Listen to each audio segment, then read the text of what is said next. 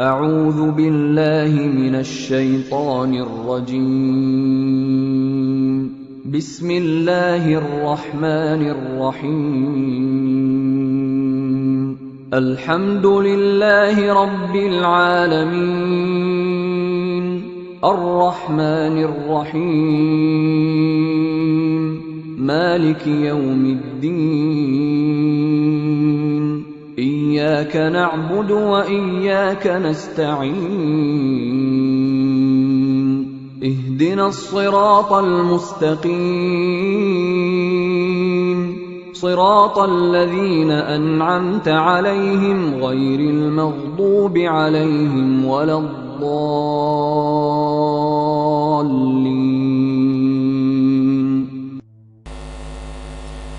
أعوذ بالله من الشيطان الرجيم. بسم الله الرحمن الرحيم. الحمد لله رب العالمين، والصلاة والسلام على أشرف الخلائق أجمعين، سيدنا وسيد الأولين والآخرين، حبيبنا وحبيب إله العالمين، إمام المرسلين وخاتم النبيين، أبي القاسم المصطفى محمد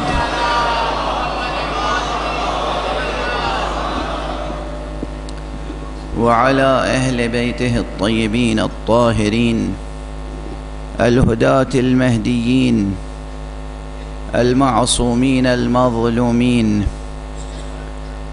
واللعنة الدائمة على أعداء الدين أجمعين. أما بعد، فقد قال الله تعالى عز اسمه في محكم كتابه ومتقن خطابه. بسم الله الرحمن الرحيم. والعصر إن الإنسان لفي خسر إلا الذين آمنوا وعملوا الصالحات وتواصوا بالحق وتواصوا بالصبر. صدق الله العلي العظيم.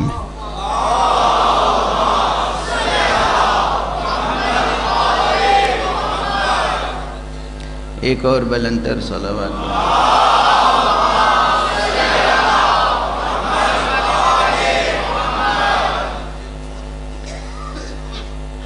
سب سے پہلے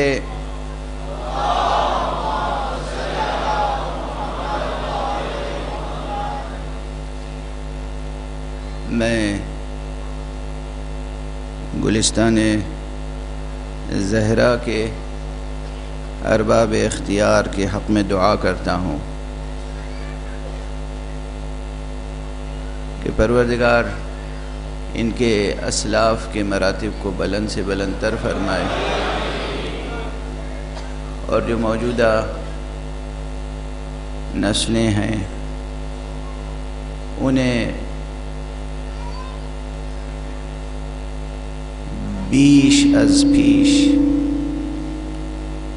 زیادہ سے زیادہ توفیقات خیر سے سرفراز فرمائے، اور یہ معصوم اماموں کی ثقافتی میراث کو آگے بڑھانے کی روایت ان کی نسلوں میں بھی جاری رہے۔ مجالس عزا کے اہتمام کے ساتھ یہ انتہائی مفید علمی اور دینی کتابیں بھی شائع فرماتے رہتے ہیں اور بڑے اہتمام سے کرتے ہیں۔ اس مرتبہ انہوں نے ایک کتاب میرے استاد محترم داعی وحدت اسلامی مفکر عزیز القدر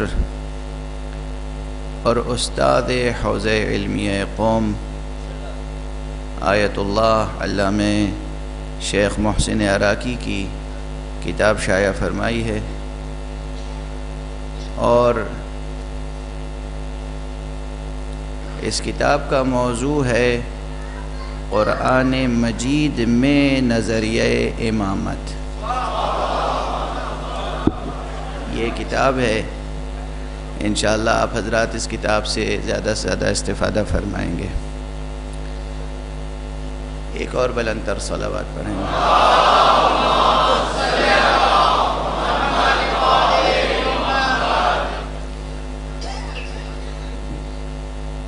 یہ مجلسیں ہیں بطور خاص گلستان زہرا میں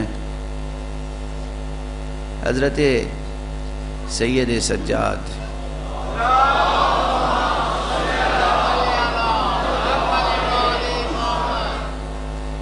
امام زین العابدین علی ابن الحسین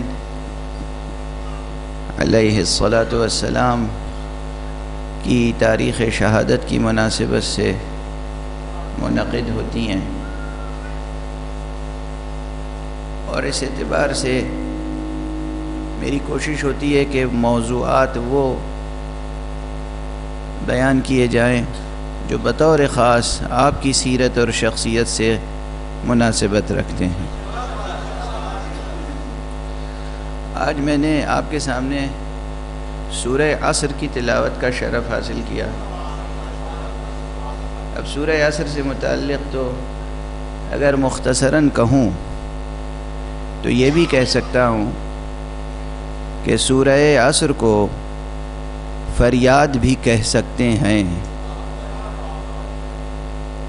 سورہ عصر کو فریاد بھی کہہ سکتے ہیں، ہم اسے سورہ سجاد بھی کہہ سکتے ہیں.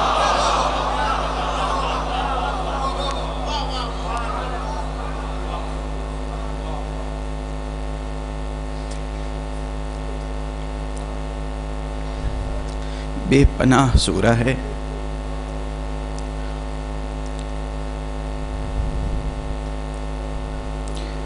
لیکن امام سجاد علیہ الصلاۃ والسلام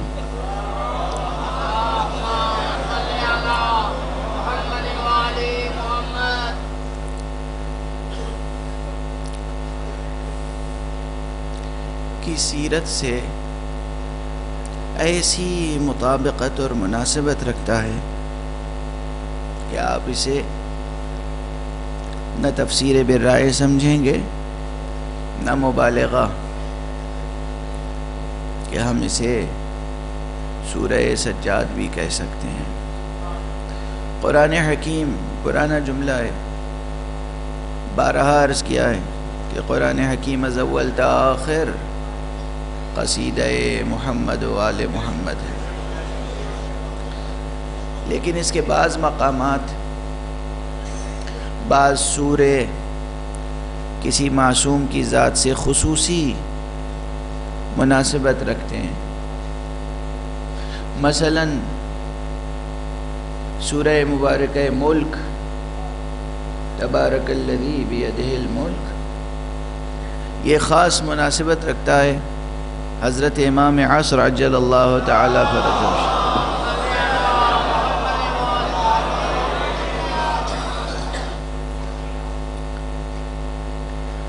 سورہ مبارکہ قدر، انا انزلناہ فی لیلۃ القدر، یہ سورہ مبارکہ بھی اولاً تو آل محمد کے پورے معصوم شجرے سے تعلق رکھتا ہے، لیکن بطور خاص امام عصر عجل اللہ تعالی فرجہ الشریف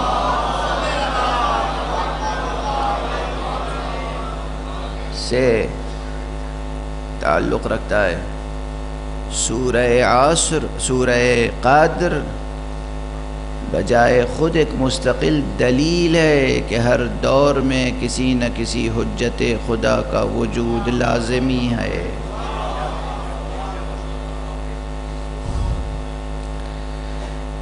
اسی طرح سورہ مبارکہ فجر، والفجر ولیال عشر والشفع والوتر واللیل اذا یسر هل فی ذلک قسم لذی حجر. یہ سورہ حسین ابن علی ہے.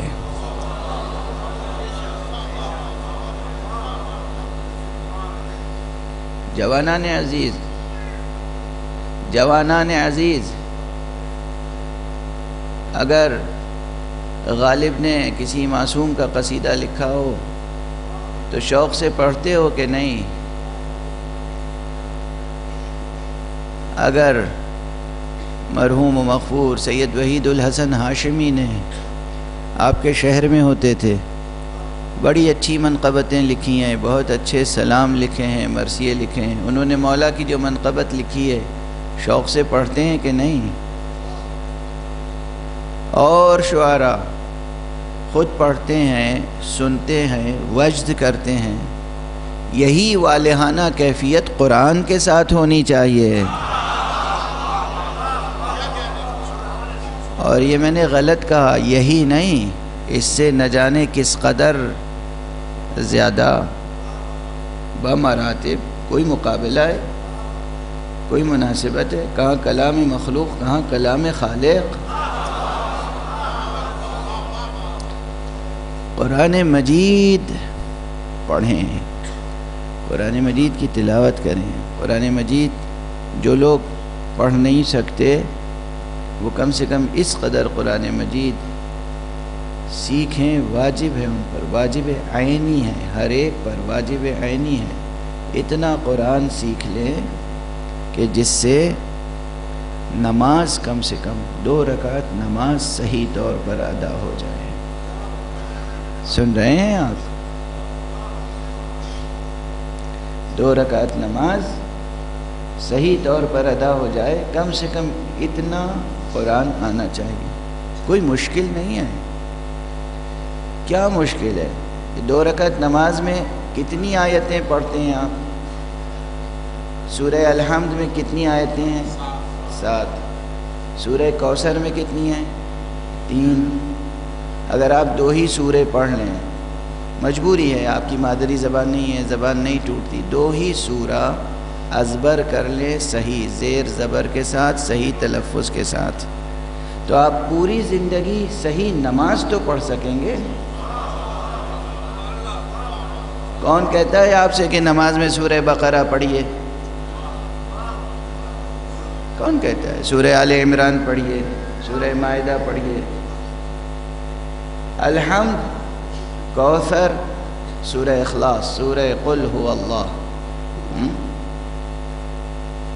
یہ 10 آیتیں یا 15 آیتیں صحیح تلفظ کے ساتھ نہیں سیکھ سکتے؟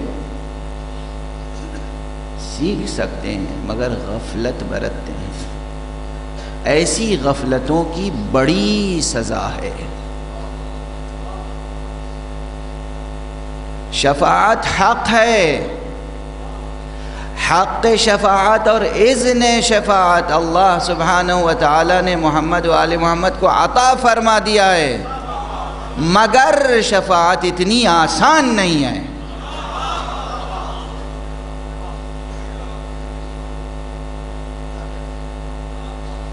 توجہ ہے؟ انہیں حق شفاعت حاصل ہے، اس میں کوئی شک نہیں. انہیں اذن شفاعت حاصل ہے، اس میں کوئی شک نہیں. انہیں اذن فعلی حاصل ہے، اس میں بھی کوئی شک نہیں.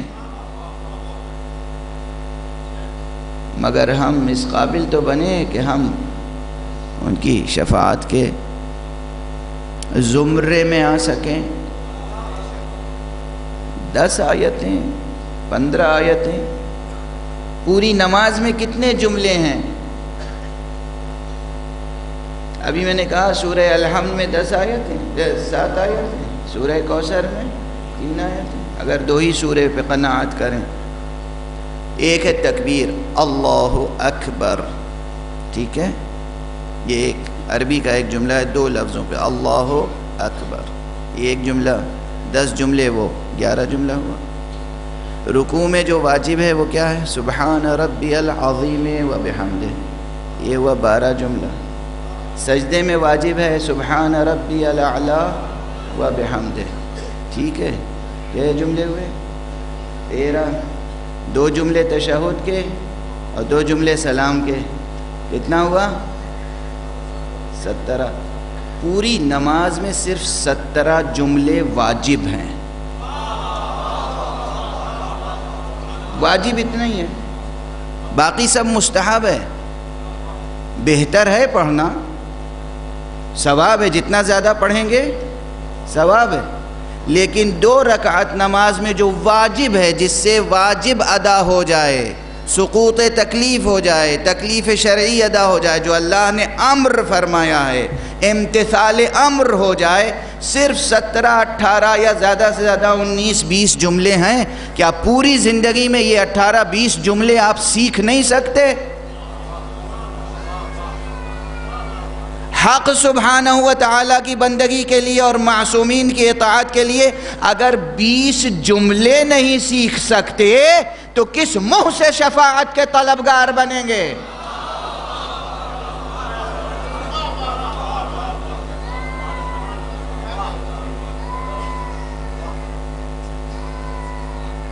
شفاعت حق ہے، پھر یاد رکھیے گا، شفاعت حق ہے، برحق ہے، انہیں حق شفاعت حاصل ہے، محمد کو حق شفاعت حاصل ہے، علی کو حق شفاعت حاصل ہے، زہرا کو حق شفاعت حاصل ہے، حسن و حسین کو حق شفاعت حاصل ہے، معصومین کو حق شفاعت حاصل ہے، تمام انبیاء کو حق شفاعت حاصل ہے،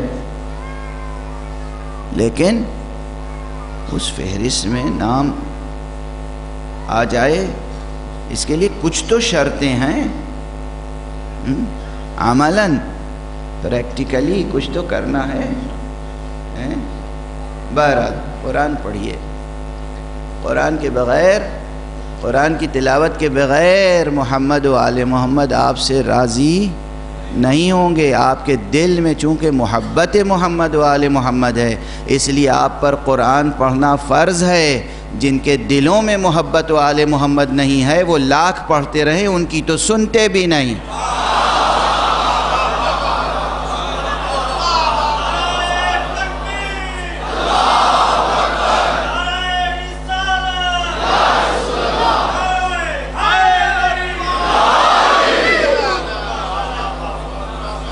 جن کے دلوں میں محبت محمد و آل محمد نہیں ہے، لاکھ قرآن کی تلاوت کرتے رہیں، نہ فرشتے سنتے ہیں، نہ جبرائیل سنتے ہیں، نہ محمد و آل محمد سنتے ہیں۔ خدا کہتا ہے ان کی آواز ہمیں اچھی نہیں لگتی۔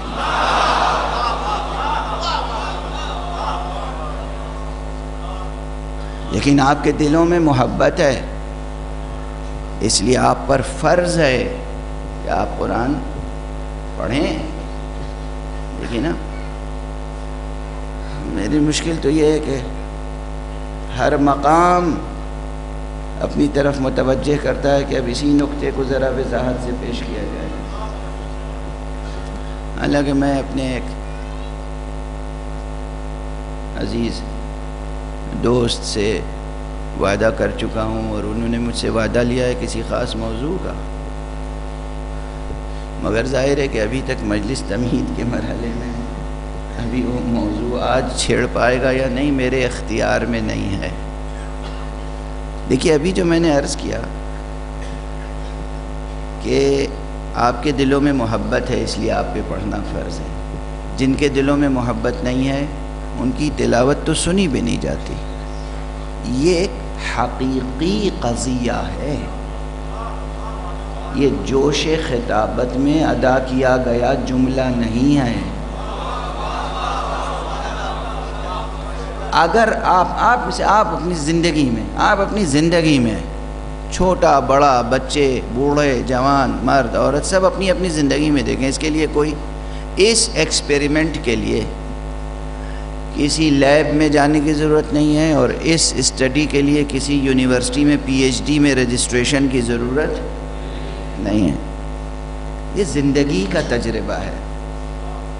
آپ اپنی زندگی میں اگر آپ کو معلوم ہو کسی کے بارے میں کہ اس کے دل میں میری محبت نہیں ہے بلکہ بغض ہے، اب وہ لاکھ آپ کے منہ پہ آپ کی تعریفیں کرتا رہے،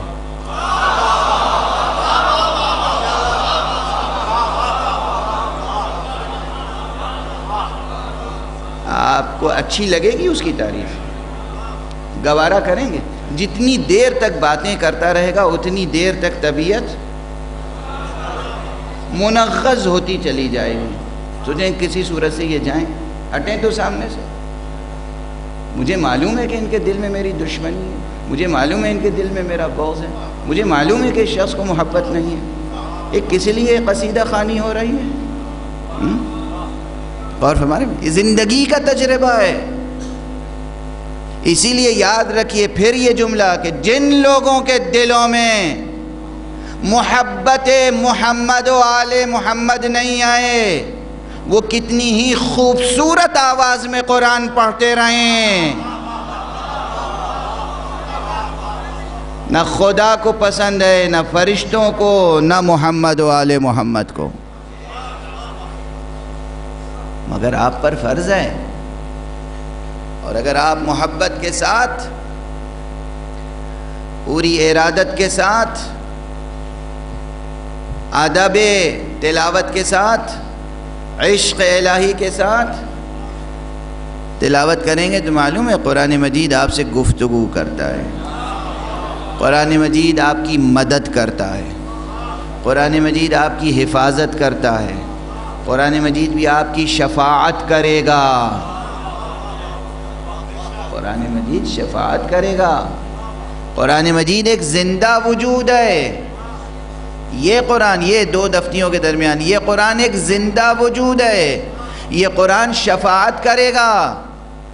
اور اگر کسی کے گھر میں قرآن رکھا رہے اور اس کے اوپر گرد و غبار پڑا رہے اور وہ شخص قرآن کا صحیح معنی میں قرآن کی قدردانی نہ کرے تو آپ کو معلوم ہے رسول پاک نے فرمایا ہے قرآن اور اہل بیت جدا نہیں ہو سکتے.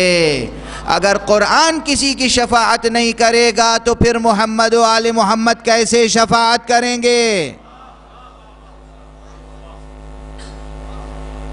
مسئلہ آسان نہیں ہے.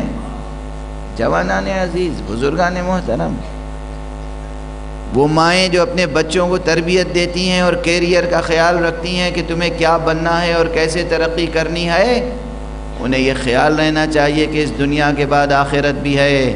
بچوں کو قرآن مجید کی تلاوت کا شروع سے پابند بنائیں اگر خیر دنیا و آخرت چاہیے. قرآن کریم ہے، یعنی قرآن پڑھنے سے انسان کے رزق میں برکت پیدا ہوتی ہے. قرآن حکیم ہے، یعنی قرآن مجید پڑھنے سے انسان کی زندگی میں استحکام اور عقل میں حکمت کا نور پیدا ہوتا ہے. قرآن عظیم ہے، یعنی قرآن مجید پڑھنے سے انسان میں عظمت پیدا ہوتی ہے. قرآن مجید ہے یعنی بزرگوار ہے، قرآن مجید سے وابستہ رہنے والوں کو اللہ بزرگواری عطا کرتا ہے. قرآن ذکر ہے اور ذکر ہے، قرآن شرف ہے اور ذکر ہے. جو قرآن سے وابستہ رہے پروردگار اس کے نام کو نیک نامی کے ساتھ ہمیشہ سر بلند رکھتا ہے.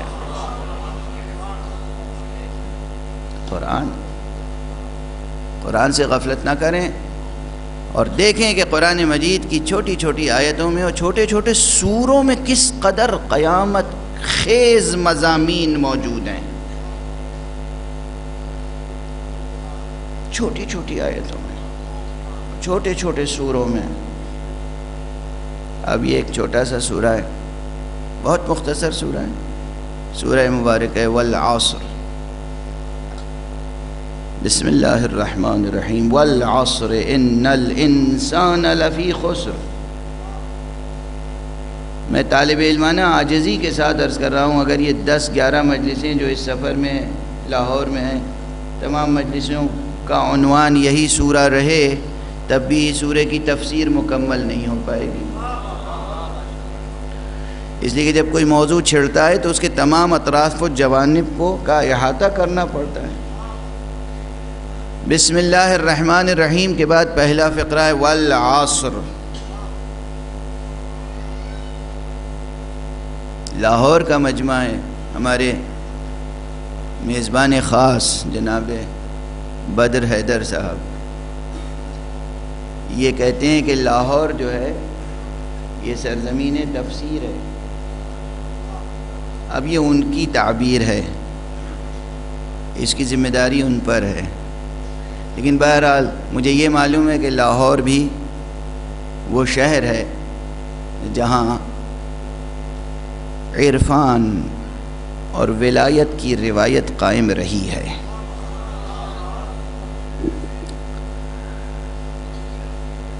علمی مذاکرے اور علمی مجلسیں منعقد ہوتی رہی ہیں اور انشاءاللہ ہوتی رہیں گی.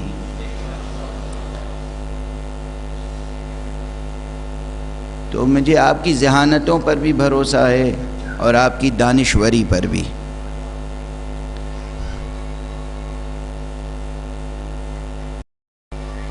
اور دانشوری کے تعلق سے تو یہ فقرہ عرض کرتا رہتا ہوں کہ فرش حسین پر آنے کے لیے دانشور ہونے کی شرط نہیں ہے. یہ ضمانت ہے کہ جو خلوص سے آئے گا وہ دانشوری لے کے جائے گا.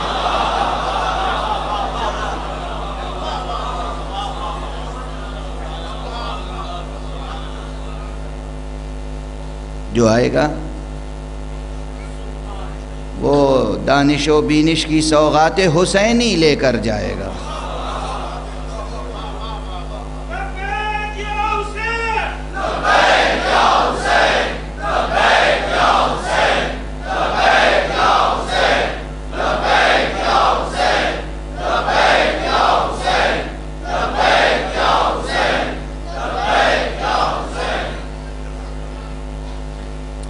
اب دیکھیے یہاں پر پہلے ہی فقرے پہ کئی بحثیں چھڑ جاتی ہیں.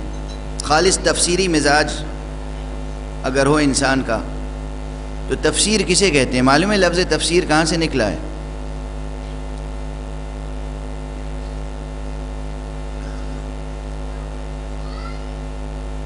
کوئی اپنی زلف پریشاں کو کھول کر لہرا دے تو اس کو کہتے ہیں سافرہ. یہ سین فے رے، اس مادے میں کشف کے معنی ہے، کھول کے پھیلا دینے کے معنی ہے. جو عورتیں سر نہیں ڈھکتی جو کہ واجب ہے ان کو کہتے ہیں سافرہ، یعنی ان کا سر کھلا ہوا ہے، بال کھلے ہوئے ہیں، ہے نا. اسی روٹ ورڈ سے علم اشتقاق سے ہوتے ہوئے علم صرف تک یہ فقرہ آیا. اور تفسیر کے معنی ہے ڈھکے ہوئے معنی کو کھول کے بیان کر دینا. ٹھیک ہے. اچھا، تو اب جب ایک ایک چیز کو کھولیں گے تو ہر حرف اور ہر حرف حرکت کی تفسیر چاہیے ہوگی. یہاں واو کیوں ہے، یہاں الف کیوں ہے، یہاں لام کیوں ہے، یہاں زیر کیوں ہے، یہاں زبر کیوں ہے، یہاں پیش کیوں ہے. یہ سب بحثیں تفسیر سے تعلق رکھتی ہیں. ٹھیک ہے. تو سب سے پہلے سورہ شروع ہوتا ہے والعصر. عام طور پہ ترجمہ کیا کر کے گزر جاتے ہیں؟ زمانے کی قسم. آپ کو معلوم ہے عربی میں زمانے کے لیے کتنے الفاظ ہیں؟ بہت سے الفاظ ہیں. عربک لینگویج بہت رچ لینگویج ہے. عربی زبان بہت غنی ہے ہر اعتبار سے، بے پناہ زبان ہے، بڑی تہدار، بڑی دل آویز، بڑی فکر انگیز. اور اس میں ایک ایک لفظ کے کئی معنی ہیں اور ایک ایک معنی کے لیے کئی لفظ ہیں. دیکھیے نا زبان کی رچنس، لینگویج کی رچنس جو ہے، ایک معنی کو ادا کرنے کے لیے نہ جانے کتنے لفظ ہیں اور ایک لفظ میں نہ جانے کتنے معنی ہیں. اب جو دل و دماغ کا صحیح و سالم ہوتا ہے وہ صحیح لفظ اور صحیح معنی کا انتخاب کر لیتا ہے. جو سلیم العقل ہے، سلیم الطبع ہے، سلیم الفطرت ہے، سلیم القلب ہے، جس کے سینے میں قلب سلیم ہے، وہ صحیح لفظ اور صحیح معنی کو پہچان لیتا ہے، اور جہاں دلوں میں کجی ہے وہاں الفاظ بھی ڈھونڈتے پھرتے ہیں اور معنی بھی ضائع کرتے رہتے ہیں، ٹھیک ہے نا؟ اور اس کی مشہور مثال آپ کے لیے وہی غدیر کا فقرہ ہے۔ آقائے دو جہاں سید کائنات حاکم زمین و زمان محمد مصطفیٰ صلی اللہ علیہ وآلہ وسلم نے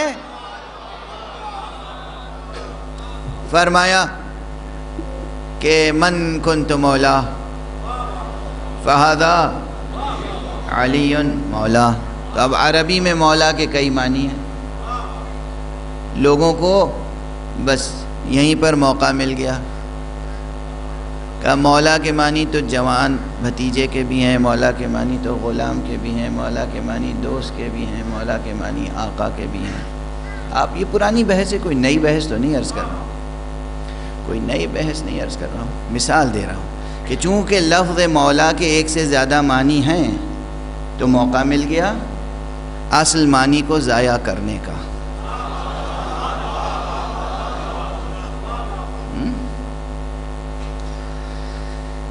مگر جہاں عمومی کیفیت اس زبان کی یہ ہے، وہاں ظاہر ہے کہ بعض الفاظ ایسے ہیں کہ جن میں یہ احتمال زیادہ نہیں ہے۔ میں اپنا پچھلا جملہ دہرا رہا ہوں ابھی، اور جتنا پچھلا جملہ دہرانے میں وقت لگے گا وہ آج کی مجلس میں حساب نہیں ہوگا۔ تو ایک لفظ ہے سید۔ سید کے کیا معنی ہے؟ عربی میں سید کے کیا معنی ہے؟ سردار۔ سید کے معنی کہیں غلام کے نہیں ہیں۔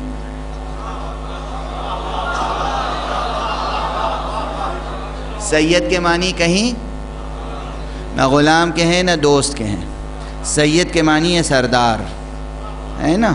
اب پیغمبر کی اس حدیث کا کیا کریں گے؟ الحسن والحسین سیدا شباب اہل الجنہ۔ حسن اور حسین جوانان جنت کے سردار ہیں۔ سردار کیسے بدقسمت ہوں گے وہ جو سردار سے بیعت طلب کریں۔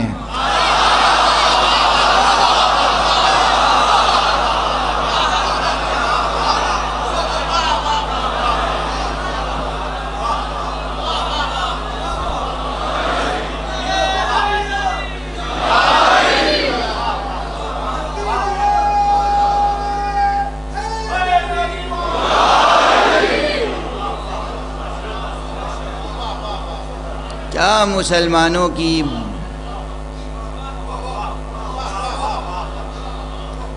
بے بصری اور بے بصیرتی ہے،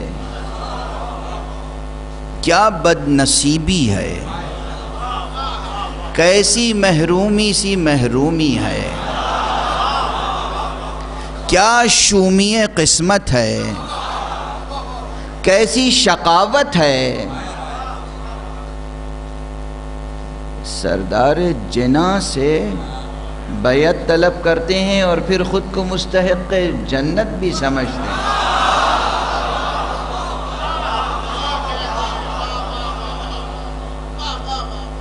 کتنا سادہ واضح بدیہی قضیہ ہے جو مسلمانوں کی سمجھ میں نہیں آتا۔ پتہ نہیں یہودیوں کا سحر کتنا کارگر تھا۔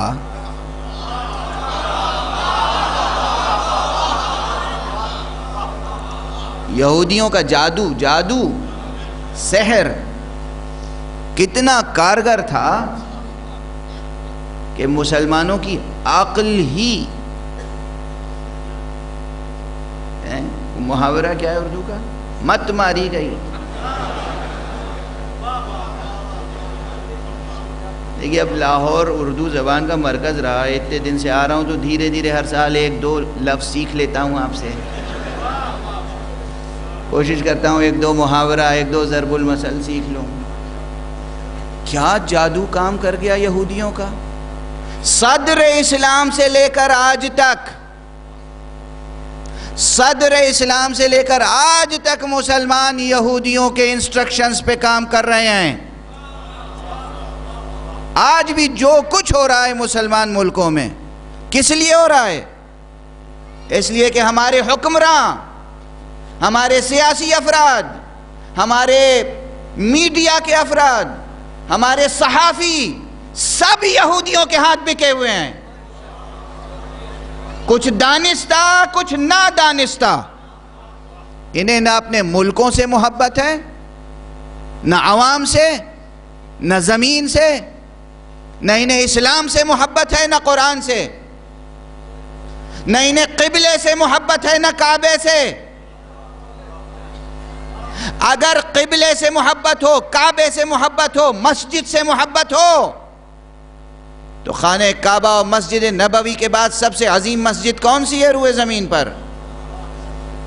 مسجد اقصی، بیت المقدس، بیت المقدس جسے آپ کہتے ہیں، یہودیوں کے زیر اقتدار ہے۔ اور کتنی مسلم مملکتیں ہیں دنیا میں؟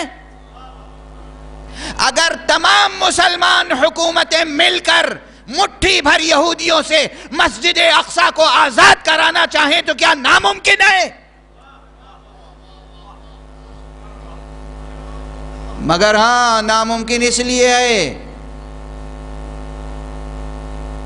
کہ یہودیوں کے جادو میں خود پھنسے ہوئے ہیں۔ آج یہ کیا ہے؟ Islamic State, so called Islamic State, داعش، کیا چیز ہے یہ؟ کس کے نوکر ہیں یہ؟ کس کے مزدور ہیں یہ؟ مسلمانان عزیز بیدار رہیں، ہوشیار رہیں، مسلمان ہونے کا ثبوت تو دیں، اور اگر مسلمان ہونے کا ثبوت نہیں دے سکتے تو کم سے کم انسان ہونے کا ثبوت تو دیں۔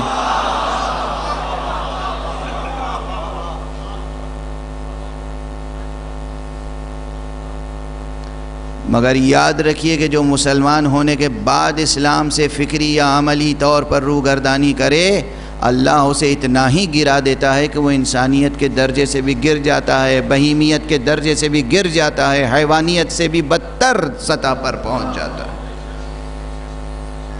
اس لیے اگر کوئی شخص اسلام اور قرآن کی حرمت نہیں رکھتا، فکری اور عملی طور پر مسلمان نہیں ہے، تو اس سے یہ توقع بھی نہیں ہے کہ وہ انسانی حریت کا ثبوت دے گا۔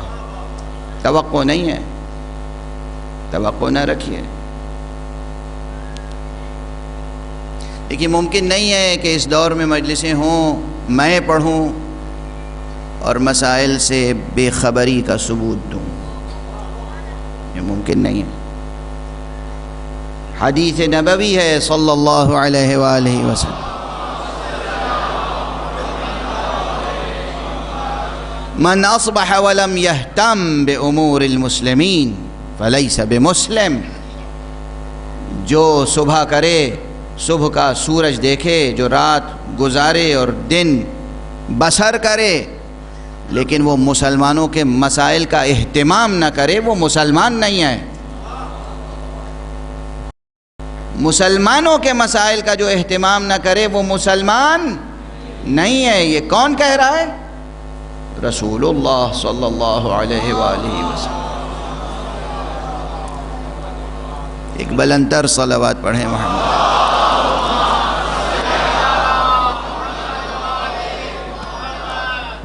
میں ہاتھ جوڑ کے عرض کر رہا ہوں، دست ادب جوڑ کے عرض کر رہا ہوں، غفلت کی نیند نہ سوئیں، بیدار رہیں، اسلامی غیرت کا ثبوت دیں، قرآن سے وفا کا ثبوت دیں، محمد مصطفیٰ صلی اللہ علیہ وآلہ وسلم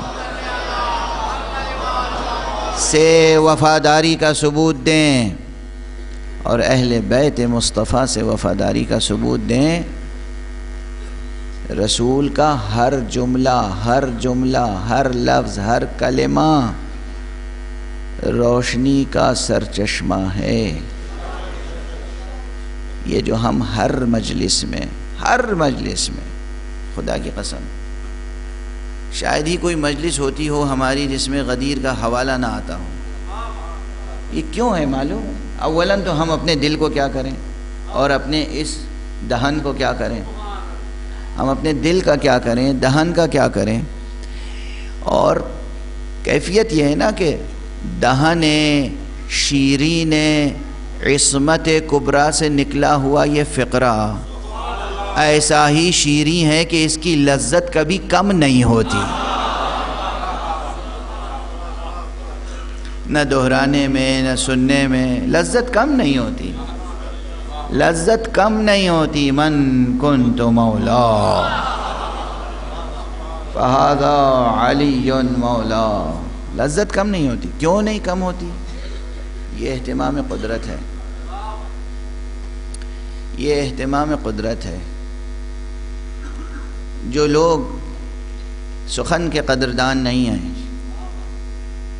جن لوگوں میں ناطقیت بشری کی لطافت بالیدہ نہیں ہے، اب ایسی ترکیبیں تو لاہور والے سن لیتے ہیں، اب ایسی بھی لوگوں کی مت نہیں ماری گئی ہے نا۔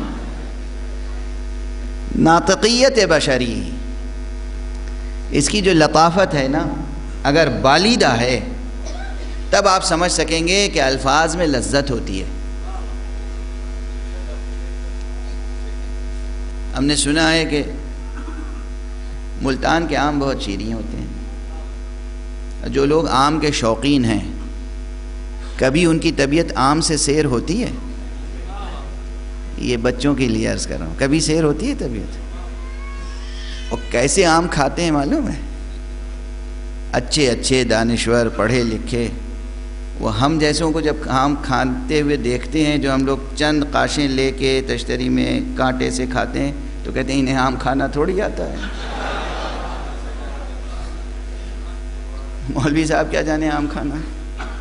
وہ آستین الٹ کے آم ہو اور بہت ہو، اور اس کے بعد آم کھاتے ہیں اور اس کے قطرے جو ہیں وہ کوہنیوں سے ٹپکتے ہیں۔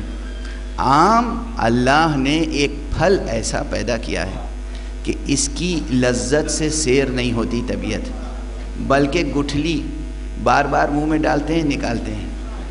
اور کوئی پھل ایسے کھاتے ہیں آپ؟ نہیں نا، یہ آم کا شرف ہے۔ یہ آم گٹھلی منہ میں ڈالتے ہیں پھر نکالتے ہیں، کرتے ہیں نہیں کرتے ہیں؟ چھوٹے بڑے بچے بوڑھے سب کرتے ہیں نا۔ اس آم کی لذت کچھ بھی نہیں ہے جو رسول کے الفاظ کی لذت ہے۔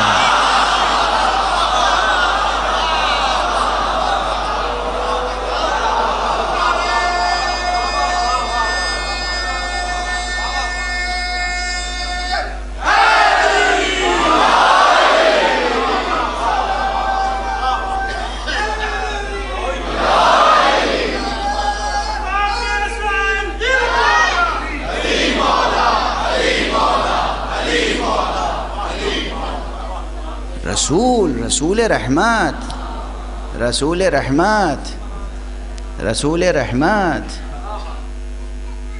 رسول رحمت عصمت کبریٰ کے درجے پہ فائز۔ رسول سے بڑا کوئی نبی نہیں، ہمارے محمد سے بڑا نہ کوئی نبی ہے، نہ رسول ہے، نہ معصوم۔ خلق عظیم پر فائز، ان کی زبان مبارک سے نکلے ہوئے ہر لفظ میں شیرینی ہے، مگر اس لائن الفاظ کی بات ہی کچھ اور ہے۔ صوفیوں سے پوچھئے، قوالی کرتے ہیں، قوالی میں کیا قول پڑھتے ہیں؟ پوچھئے جا کے، قول کسے کہتے ہیں؟ قول کہتے ہی اسے ہیں، من کنت مولا فہذا علی مولا۔ اور پھر کیا وجد کی کیفیت ہوتی ہے، کیا حال کی کیفیت ہوتی ہے۔ اور اگر کسی کے سامنے یہ منظر ہو، چاہے پلکوں پہ منظر سجا لے، تصور کے پردے پہ منظر سجا لے کہ ایک ممبر ہے اور انوکھا ممبر،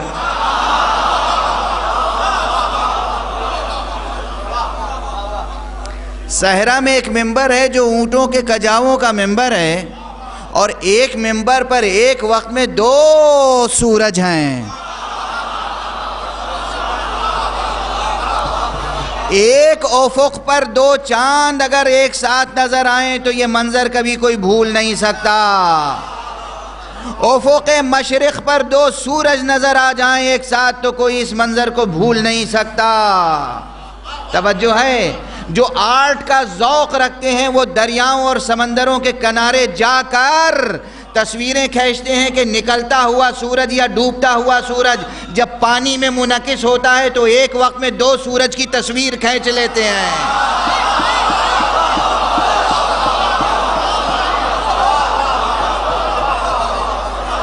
یہاں تو صرف عکس ہے.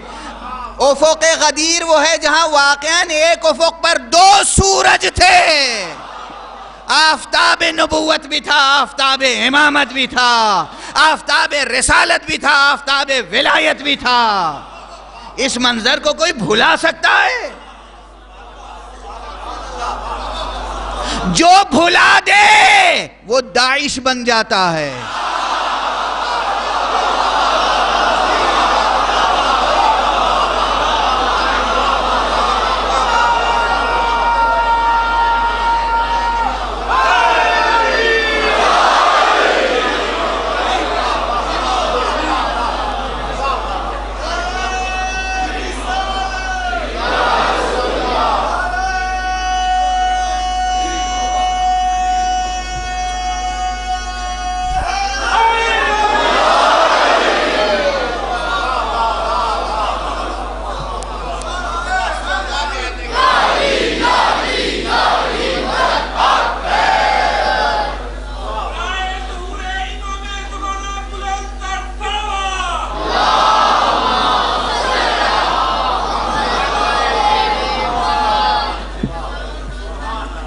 توجہ ہے.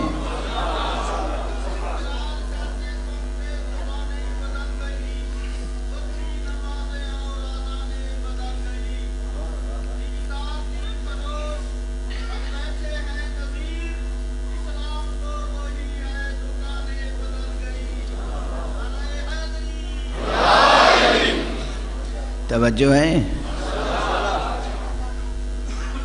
اب یہ جو میں عرض کر رہا تھا بات تو وہاں سے چلی تھی، الفاظ کی اہمیت، الفاظ کی گہرائی، الفاظ کی شیرینی، المعانی کا تنوع، بات اپنی جگہ ہے، محور اساس وہ ہے. لیکن بات مثال کے طور پہ یہاں تک آئی کہ لفظ مولا کے 1 سے زیادہ معنی ہیں تو لوگوں کو موقع مل گیا معنی کو ضائع کرنے کا. اور یہ شرف ہے تمہارا عزاداران حسین و غلامان آل محمد، یہ شرف ہے تمہارا، یہ شرف ہے تمہارا کہ کچھ بھی ہو، کچھ یاد رہے یا نہ رہے، تمہیں غدیر یاد رہتی ہے.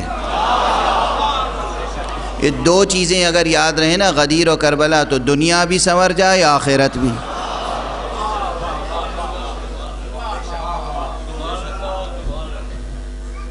تاریخ اسلام میں سب تعلیمات ہیں، تعلیمات ہیں، تعلیمات ہیں، لیکن تطبیق جہاں کامل طور پر ہوئی ہے ان تعلیمات کی،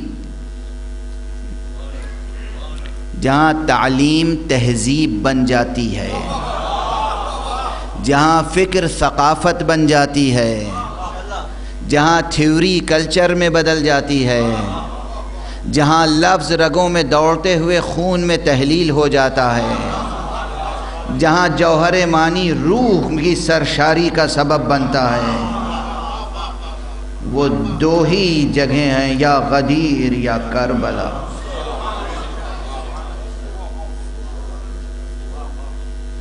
یہ شرف ہے ہمارا. دیکھو ہمیں غدیر ہمیشہ یاد رہی نا، پوری تاریخ کا نچوڑ ہمیں غدیر ہمیشہ یاد رہی، تو اس کا فائدہ کیا ہے؟ ہمارے درمیان سے کبھی کوئی جھوٹا امیر المومنین نہیں اٹھا.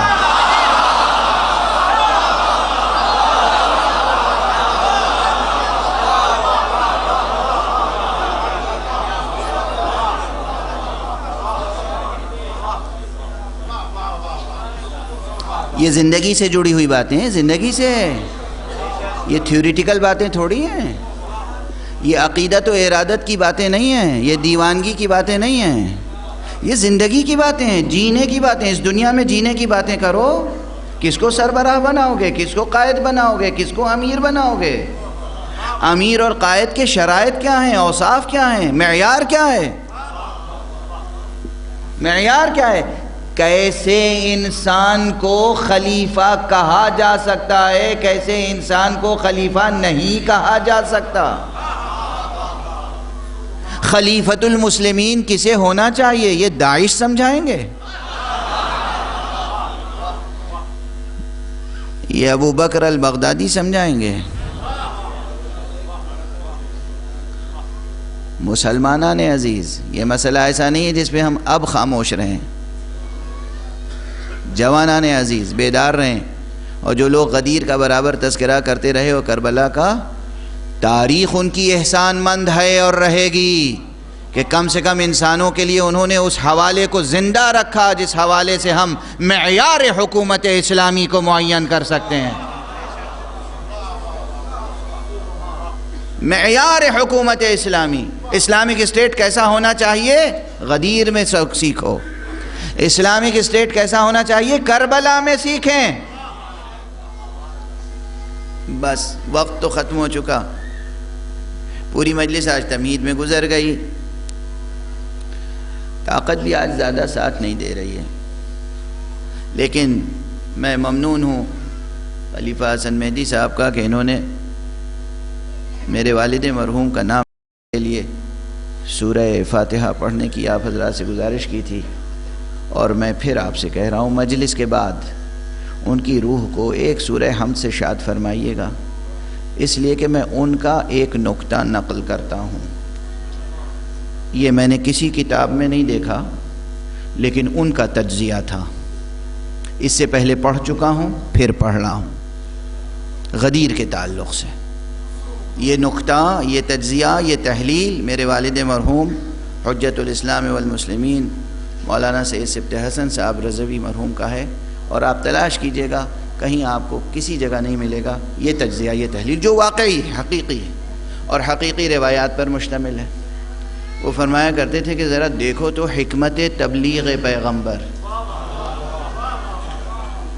حکمت تبلیغ پیغمبر، رسول خاتم ہیں، آخری رسول ہیں، اور اللہ سبحانہ و تعالیٰ نے فرمایا ہے کہ اے رسول جو ہم نے پیغام دیا ہے وہ پہنچا دو،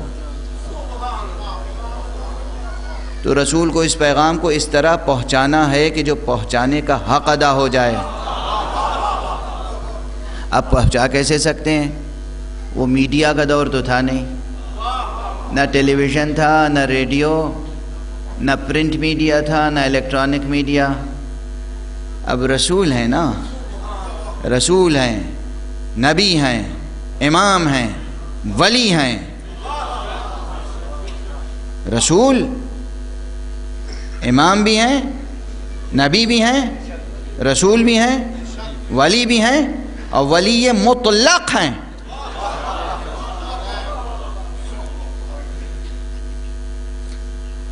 تو ولایت کی فراست کیا ہو سکتی ہے؟ اب جا کے آج بھی کوئی غدیر کے میدان میں جائے، آج بھی، تو وہ فراست پیغمبر کا کلمہ پڑھے گا۔ ایسی جگہ کا انتخاب کیا جہاں میدان ہے اور چاروں طرف چھوٹی بڑی اس طرح سے، چاروں طرف ایسی چھوٹی بڑی پہاڑیاں ہیں، ایسی کہ جیسے دست مشیت نے خاص ایک مقصد کے لیے وہاں بنایا ہو، کہ اس کے وسط میں کوئی بات کہو تو صدائے بازگشت گونج کے آتی ہے۔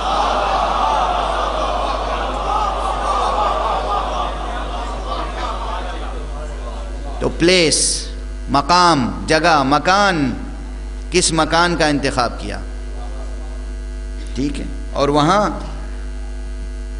یہ نہیں کیا تھا کہ مدینے کے کسی نجار سے، نجار عربی میں کہتے ہیں بڑھئی کو، کسی بڑھئی سے مکے یا مدینے کے کسی ہنرمند سے ممبر بنوا کے ایک اونٹ پہ لدوا لیتے کہ اس کی راستے میں ضرورت پڑے گی، کہا نہیں اس کی ضرورت نہیں ہے۔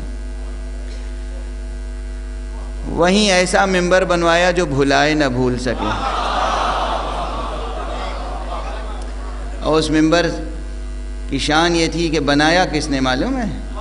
تاریخ میں نام موجود ہے، اس ممبر کے بنانے والے مزدور ایک ہے سلمان، ایک ہے ابو ذر، ایک ہے عمار یاسر۔ انہوں نے غدیر کا ممبر بنایا تھا، اور اس کے بعد ممبر بنا کجاؤں کا ممبر، میدان صاف کیا گیا، پہاڑیاں پہلے سے قدرت نے ایکو سسٹم کے لیے بنا رکھی تھیں، مقام وہ تھا کہ جہاں راستے جدا ہوتے تھے، کہا جو آگے بڑھ گئے ان کا انتظار کرو، جو پیچھے رہ گئے ہیں ان کا انتظار کرو، جو آگے بڑھ گئے انہیں واپس بلاؤ، اور جو ادھر ادھر جانا چاہتے ہیں سب کو روک لو، اعلان کرو کہ میں خطبہ ارشاد کروں، میں خطبہ دوں گا یہاں پر، نماز کا اعلان کرو، نماز ظہر ہوئی بعد جماعت، اور اس کے بعد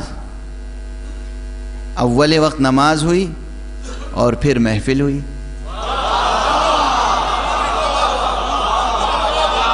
ٹھیک ہے، یاد رہے گا نا یہ طریقہ رسول کا، اول وقت نماز ہوئی پھر محفل۔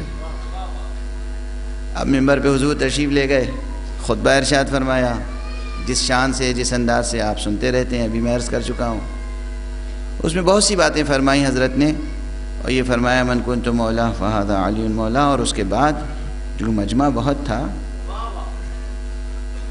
تو فرمایا کہ ایک خیمہ نصب کرو اور اس میں کہو کہ علی بیٹھیں، اور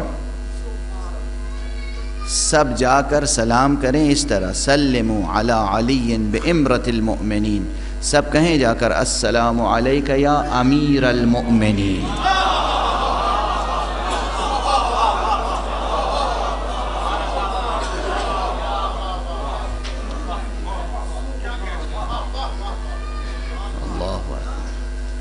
اللہ اکبر، یہ ہے زندہ تاریخ۔ اسی لیے ہمارے بہت پسندیدہ شاعر ہوا کرتے تھے قاسم شبیر نقوی نصیر آبادی، اکثر ان کے یہ دو مصرے بھی میں پڑھتا رہتا ہوں۔ وہ فرما گئے ہیں کہ بیان اپنی بڑائی کا یوں کہیں بھی کرو، بیان اپنی بڑائی کا یوں کہیں بھی کرو، مگر غدیر کا ممبر کہاں سے لاؤ گے؟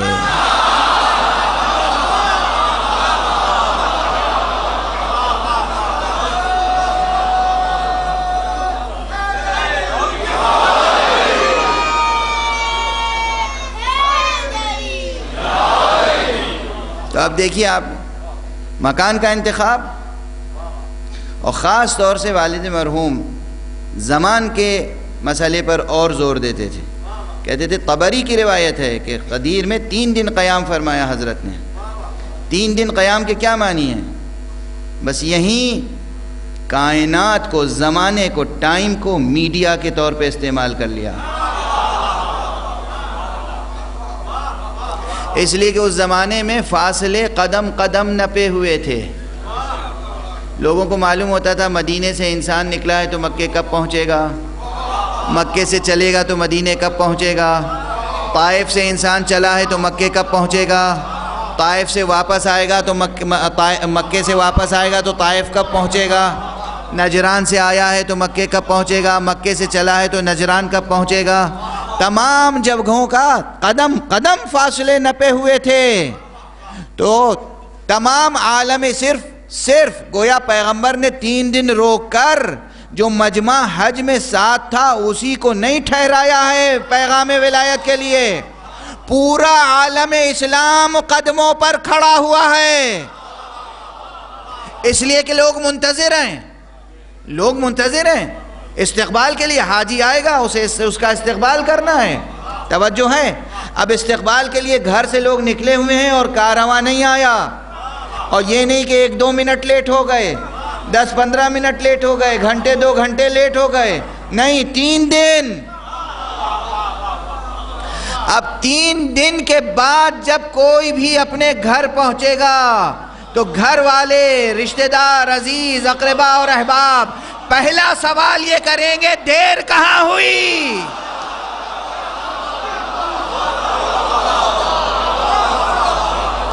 جواب اس کے علاوہ کوئی ہے نہیں، رسول نے روکا تھا۔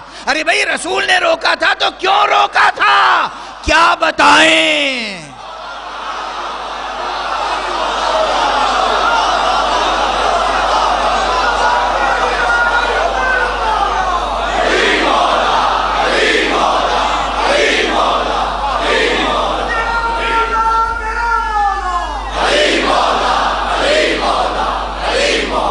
اسی لیے کسی بھی سچے اور دیانتدار اور ذمہ دار محدث سے جا کے پوچھئے، کسی بھی، اگر وہ منافق نہیں ہے تو وہ مجبور ہے یہ کہنے پر کہ دہن مبارک پیغمبر سے نکلنے والے جو فقرے تواتر کے ساتھ ہم تک پہنچے ہیں، متواتر حدیثوں کی فہرست جب بھی مرتب کی جائے گی تو سب سے اوپر حدیث غدیر ہوگی. چیلنج کر رہا ہوں، سب سے اوپر، کہ حضور نے مقام غدیر میں فرمایا من کنت مولا فہذا علی مولا، فرمایا حضور نے. اس کا انکار کوئی نہیں کر سکتا، چونکہ لفظ کا انکار نہیں کر سکتے تو معنی میں اختلاف کرتے ہیں. یہ حکمت پیغمبر، زمانے کا استعمال. اور اب ایک جملہ اور عرض کروں، بہت سی حدیثیں حضور نے فرمائی اور لوگوں نے اس کو کیا کیا کہ حدیث بعد میں کچھ کی کچھ ہو گئی، بیچ میں الفاظ اضافہ ہو گئے. میں خدا کی قسم یہ سینٹنس، اس کا کنسٹرکشن ایسا تھا کہ 1400 برس کی سیاست بھی اسے ٹوسٹ نہ کر سکی.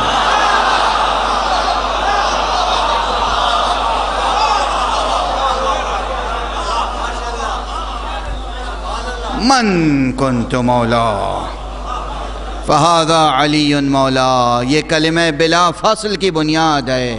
میں جس کا مولا ہوں بس علی اس کے مولا ہیں، درمیان میں کوئی نام آ ہی نہیں سکتا. ایک صلوات پڑھ دیجئے محمد والے.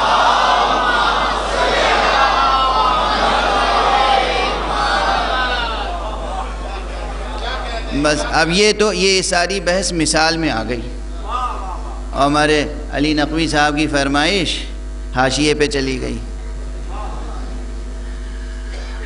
مثال عرض کر رہا تھا کہ جب ہم تفسیر شروع کرتے ہیں تو ایک ایک لفظ پہ غور کرتے ہیں، ایک ایک حرف پہ غور کرتے ہیں.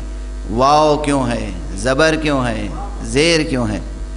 والعصر ان الانسان لفی خسر، کیا ترجمہ کریں گے اس کا؟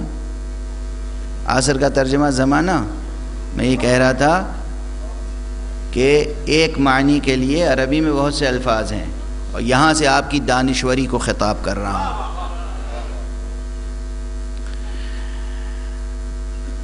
ٹائم، انگریزی میں لفظ ٹائم ہے، اردو میں زماں، عربی میں، اردو میں یہ زماں بھی جو ہے یہ عربی سے آیا ہے. وقت وہ بھی عربی سے آیا ہے. عصر زمان، وقت، عصر، اجل، آمد، اور نہ جانے کتنے اور الفاظ ہیں جو زمانے یا ٹائم کے کانسیپٹ کو کنوے کرتے ہیں. تو قرآن معجزہ ہے، اس نے اس مقام پر لفظ وقت استعمال نہ کر کے، لفظ اجل استعمال نہ کر کے، لفظ آمد استعمال نہ کر کے، لفظ ہی کو کیوں استعمال کیا؟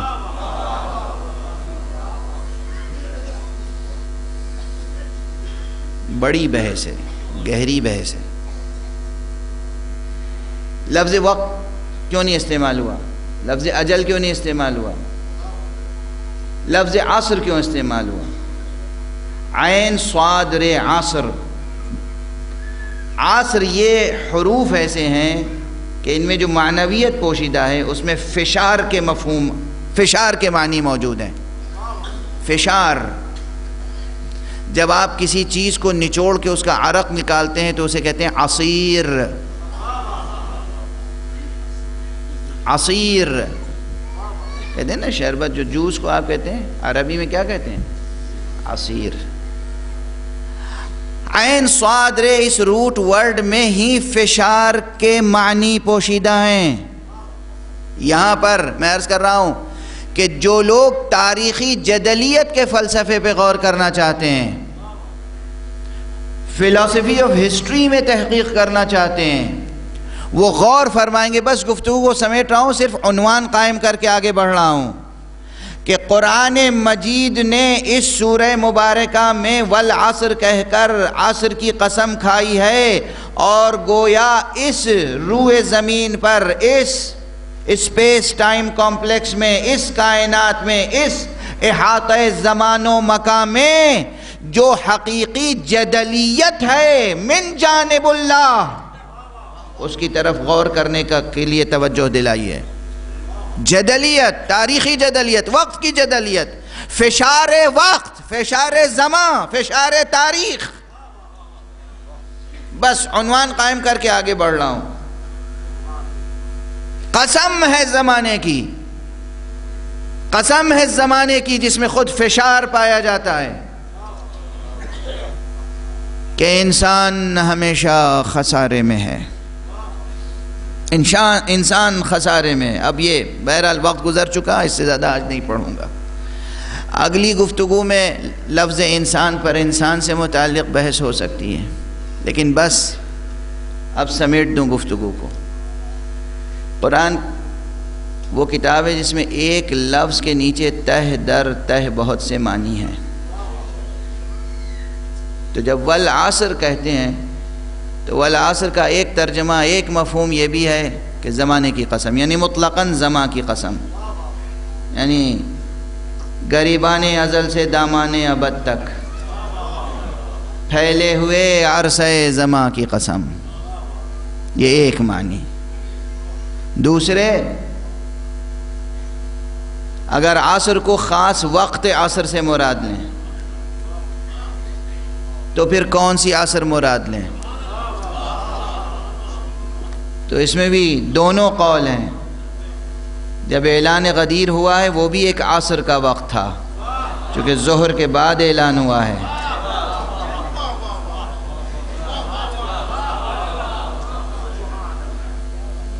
اور یہ تفسیر برائے تھوڑی ہوگی.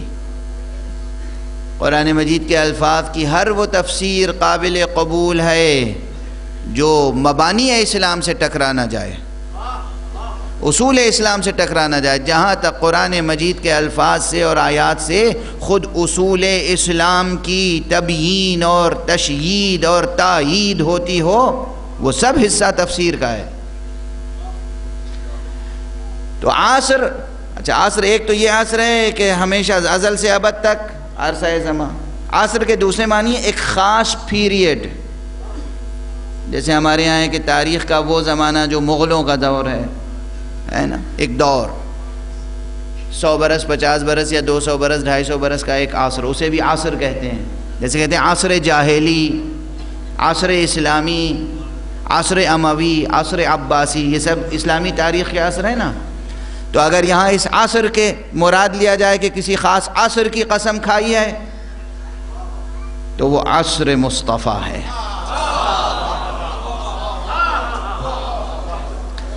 عصر مصطفیٰ کی قسم پیغمبر صلی اللہ علیہ وآلہ وسلم نے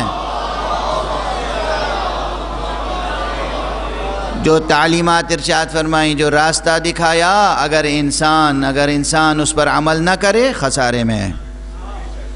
ٹھیک ہے. اب اگر اس عہد کو چھوڑ کر, عصر کو چھوڑ کر اس وقت کو مراد لیں جو عصر کا وقت ہے, تو دو عصر بھلا نہیں سکتے. ایک عصر غدیر, ایک عصر کربلا. ایک عصر غدیر, ایک عصر کربلا. عصر عاشورہ, عصر عاشورہ. خدا کی قسم وہ انسان ہمیشہ خسارے میں رہے گا جسے عاشورہ کا شعور نصیب نہیں ہے, جسے کربلا کی معرفت نہیں ہے. اس کی زندگی گھاٹے کا سودا ہے. وہ نہ دنیا میں فلاح پائے گا نہ آخرت میں نجات. کربلا اور عصر کربلا, عاشور اور عصر عاشور. عصر عاشور جہاں سے میرے امام سجاد کی امامت شروع ہوتی ہے.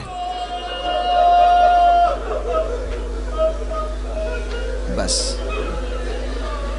عصر عاشور جہاں سے میرے آقا سید سجاد کی امامت کا آغاز ہوتا ہے۔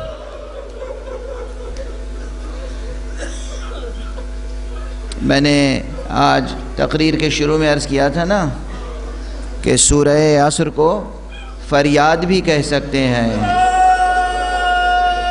ہم اسے سورہ سجاد بھی کہہ سکتے ہیں، عصر عاشورہ۔ اور بہت پہلے میں نے ایک موقع پر یہ بھی عرض کیا تھا، میر انیس علیہ الرحمہ کی زمین میں میر صاحب کا مطلع اپنی جگہ بے پناہ مطلع ہے۔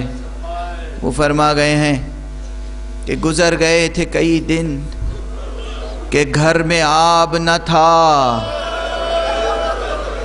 مگر حسین سے صابر کو اضطراب نہ تھا۔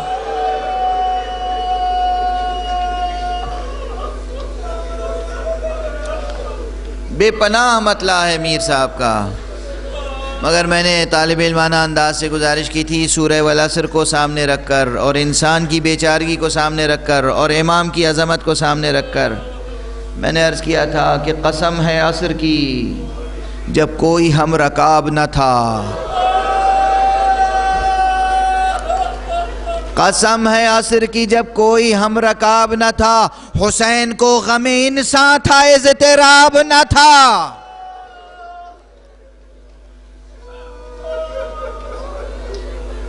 قسم ہے عصر کی۔ پروردگار، میں یہ جملہ آج کل ہر مجلس میں کہہ رہا ہوں، پروردگار آپ کو کوئی غم نہ دے سوائے غم حسین کے، اور ہر غم میں صبر دے سوائے غم حسین کے۔ غم حسین میں بے صبری باقی رہنی چاہیے۔ یہ آپ کی بلند آوازیں، یہ آپ کا گریہ، یہ آپ کا ماتم، یہ عبادت ہے، یہ سعادت دنیا و آخرت کی ضمانت ہے۔ یہ ملائکہ بھی اس میں شریک ہیں، فرشتے اس میں شریک ہیں، زمین و زمان اس میں شریک ہے۔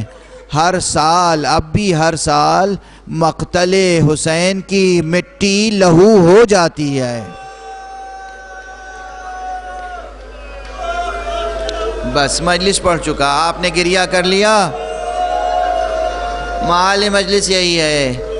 بس میں نے عرض کیا تھا نا کہ عصر عاشور وہ عصر ہے جب میرے امام سید سجاد کی امامت کا آغاز ہوتا ہے۔ آغاز امامت کا ہے، مگر کیسا آغاز ہے، کیا مصیبت ہے، کیا ابتلا ہے، کیا آزمائش ہے، کیا قربانی ہے۔ پہلا حکم جو دینا پڑا ہے بحیثیت امام، وہ حکم یہ ہے کہ پھوپھی اماں جان بچانا واجب ہے، بے ردا خیموں سے باہر نکل جائیں۔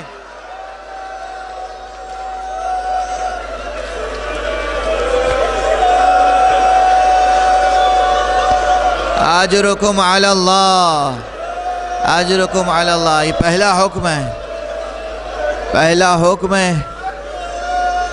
اور بی بی زینب سب کو لے کر جلتے ہوئے خیمے سے باہر آ گئیں، مگر پھر بھی دشمن فوج کا راوی کہتا ہے میں دیکھتا تھا کہ زینب بار بار بھڑکتے ہوئے شعلوں کی طرف جا رہی ہیں اور واپس چلی آتی ہیں، جاتی ہیں اور واپس چلی آتی ہیں۔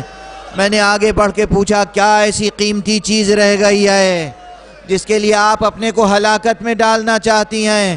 بی بی نے کوئی جواب نہیں دیا، مگر ایک مرتبہ جرأت کر کے بھڑکتے ہوئے شعلوں میں داخل ہو گئیں۔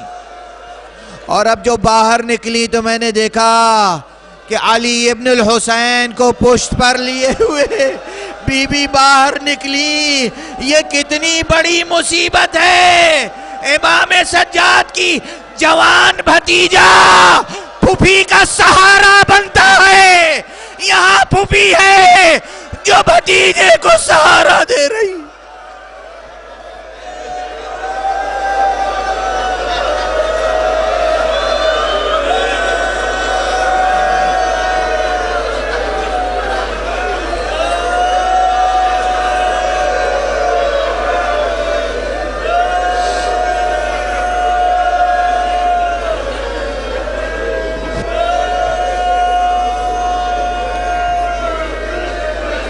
انا للہ و انا الیہ راجعون رضا بقضائہ و تسلیما لامرہ۔ پروردگار ہمیں علوم قرآن اور معارف اہل بیت سے آشنا فرما۔ پروردگار ہماری اس عبادت عزا کو قبول فرما۔ پروردگار ملت اسلامیہ کو محبت حسین پر متحد فرما۔ پروردگار دشمنان محمد و آل محمد کو نیست و نابود فرما۔ پروردگار آج جو لوگ اسلام اور قرآن کا مذاق اڑا رہے ہیں ان کو نیست و نابود فرما۔ پروردگار ملت اسلامیہ کو سرفراز فرما۔ اسلام اور قرآن کی حرمتوں کی حفاظت فرما۔ معبود پروردگار اپنے ولی آخر کو اذن ظہور عطا فرما اور ان کے ہاتھوں سے اپنی رحمت و رافت و عدالت کا پرچم لہرا دے۔